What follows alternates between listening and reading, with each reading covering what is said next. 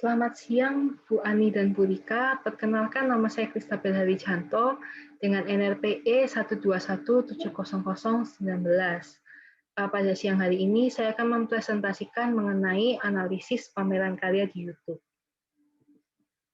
Pada presentasi kali ini, saya akan membahas mengenai latar belakang singkat pameran yang saya telah analisis, spesifikasi media dan data visual, proses persiapan pameran dan kendala yang dihadapi, analisis biaya, potensi manfaat atau keuntungan pameran di YouTube, serta kelebihan dan kekurangan media YouTube.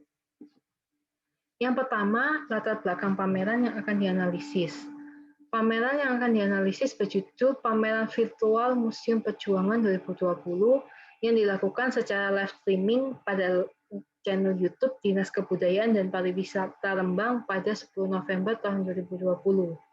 Pameran ini berisi tentang tur keliling area pameran yang memamerkan tentang foto-foto, video, serta benda-benda bersejarah pada zaman perjuangan dahulu seperti baju, pakaian adat, senjata, radio, dan benda-benda bersejarah lainnya.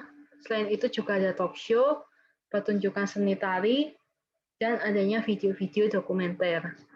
Pameran ini diadakan selama sebulan penuh, mulai dari tanggal 1 hingga 30 November tahun 2020, dan dilaksanakan untuk memperingati Hari Pahlawan yang jatuh pada tanggal 10 November. Spesifikasi media dan data visual. Pameran virtual ini dilakukan di YouTube dengan cara live streaming di channel YouTube penyelenggara pameran. Maksudnya di sini adalah penyelenggara pameran dapat menjadwalkan acara pameran tersebut pada hari dan jam yang telah ditentukan. Misalnya, acara pameran ini akan diselenggarakan secara live streaming pada 10 November 2020 pada pukul 9 pagi, dan kita sebagai penonton dapat mengakses pameran tersebut pada 10 November tahun 2020 pukul 9 pagi. Konsep live streaming sama dengan live di televisi. Maksudnya adalah kejadian yang sedang berlangsung di tempat kejadian sama persis dengan apa yang kita lihat di layar televisi atau laptop kita. Namun, pada live streaming YouTube ini bisa disisipi dengan video yang juga merupakan bagian dari live streaming. Maksudnya adalah di tengah-tengah acara live streaming kita bisa menyisipkan video yang masih merupakan bagian dari live streaming tersebut. Selain itu juga terdapat fitur seperti live chat serta keterangan acara tersebut telah berapa lama dilangsungkan serta hari dan tanggalnya. Yang pertama adalah fitur live chat.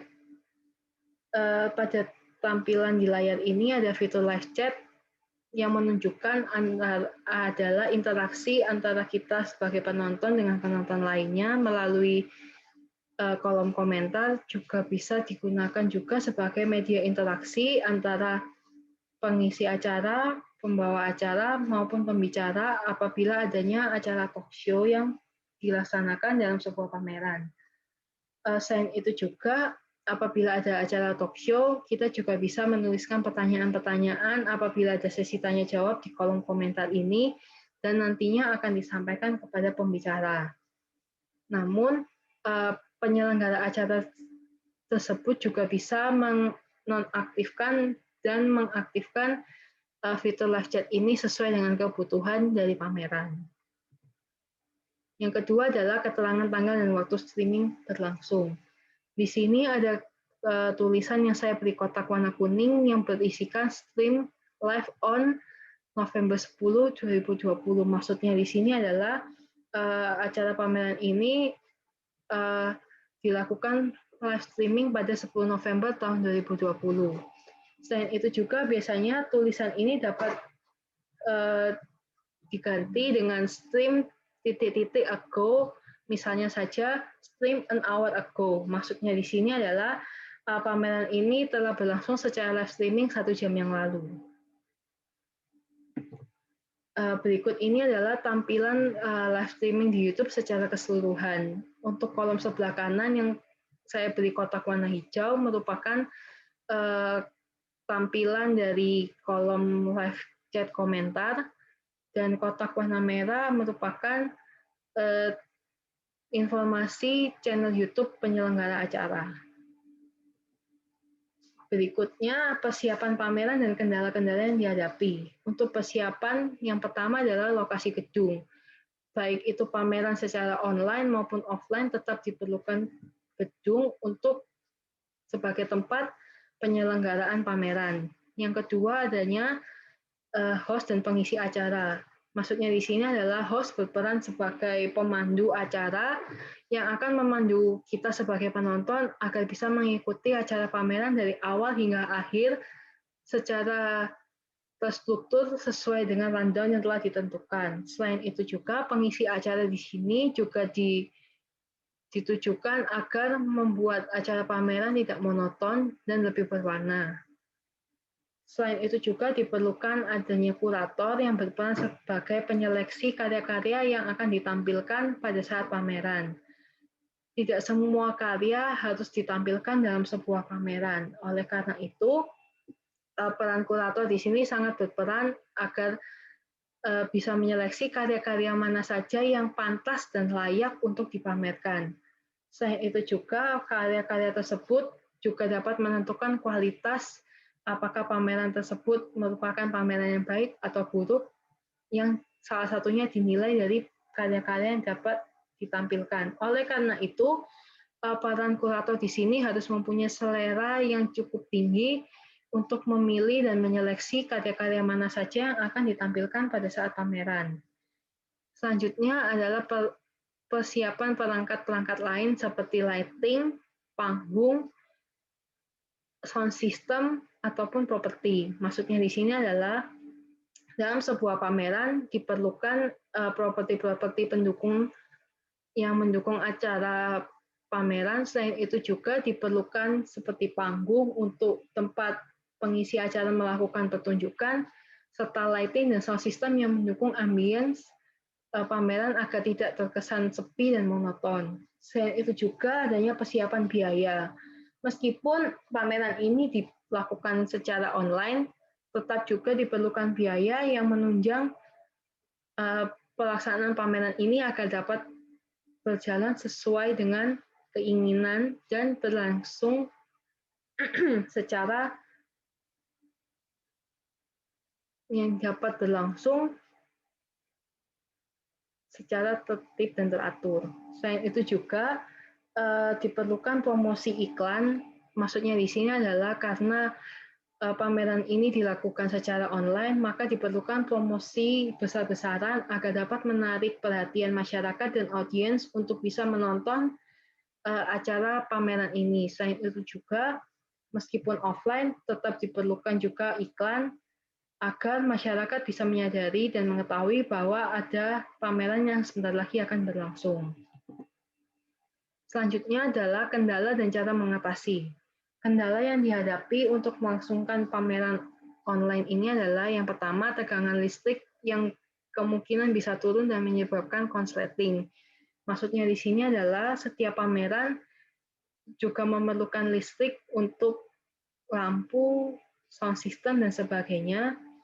Oleh karena itu, kemungkinan terjadinya konsleting di sini merupakan salah satu kendala yang dihadapi pada setiap pameran.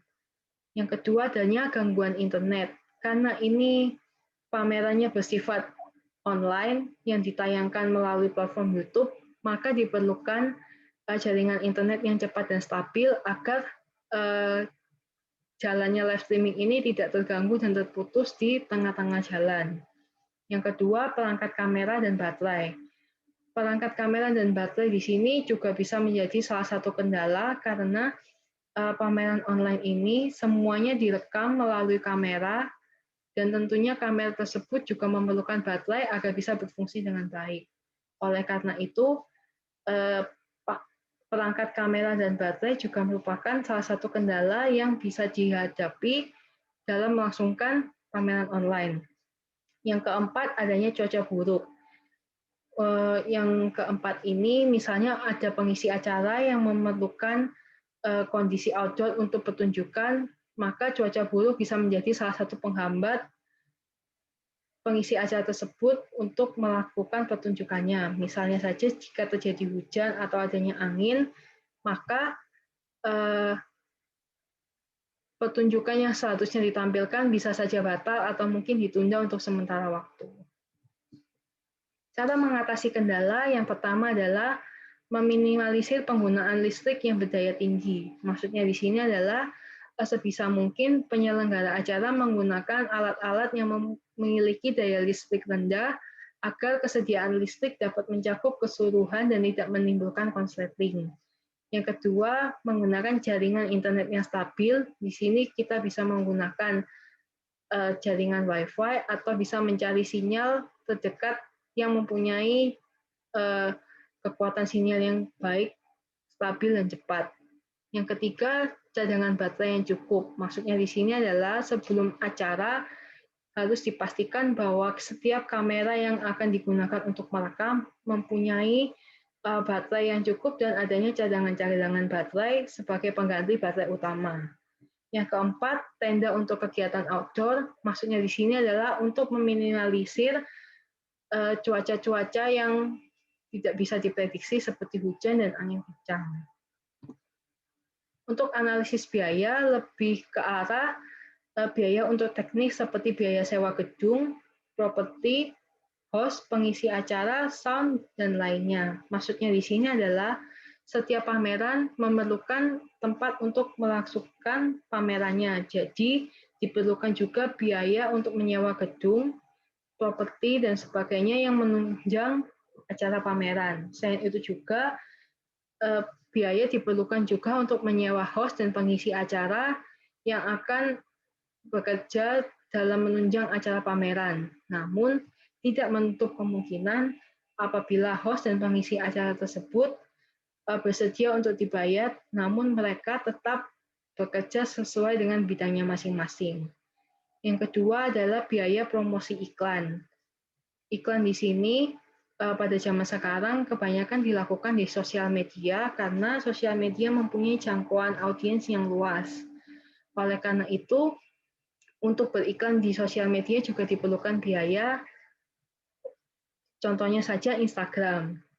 Dalam Instagram, jika kita ingin beriklan, ada range harga mulai dari Rp10.000 hingga Rp10 juta yang disesuaikan dengan budget yang harus dikeluarkan. Misalnya saja untuk range harga Rp10.000, jangkauan audiens yang dapat dijangkau berkisar 1.300 hingga 3.400 audiens.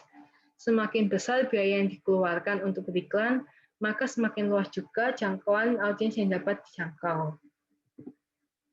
Yang selanjutnya, analisis keuntungan atau potensi. Yang pertama, jangkauan yang luas dalam menarik audiens. Maksudnya di sini adalah keuntungan melakukan pameran di YouTube adalah dapat menjangkau masyarakat yang lebih luas karena YouTube merupakan platform yang dapat menjangkau audiens yang lebih luas dari berbagai kota, provinsi, maupun hingga ke luar negeri.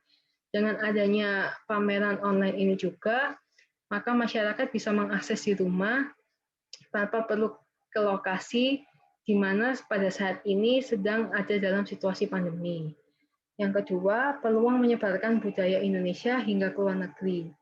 Karena platform YouTube ini dapat diakses hingga ke belahan dunia, maka bisa dijadikan sebagai salah satu wadah bagi kita untuk menyebarkan budaya Indonesia agar masyarakat luar negeri dapat mempelajari dan dapat mengetahui keberagaman budaya yang ada di Indonesia. Selanjutnya adalah kelebihan dan kekurangan media YouTube.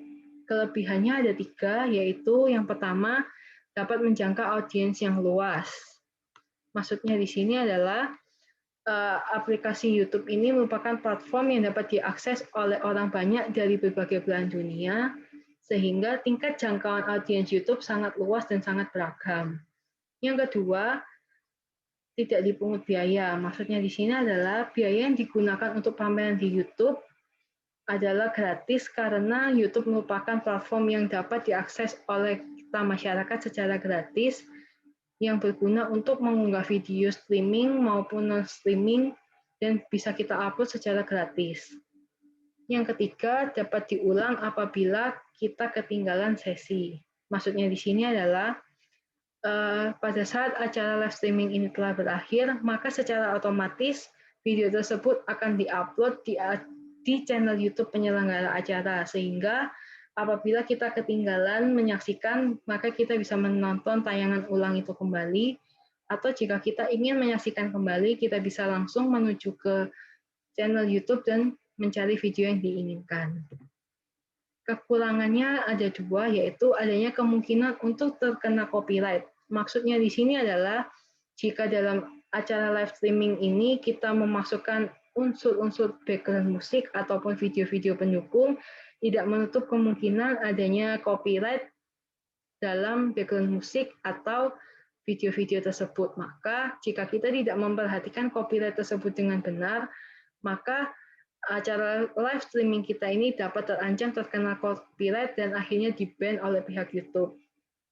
Yang kedua, adanya komentar-komentar buruk yang dapat menjatuhkan.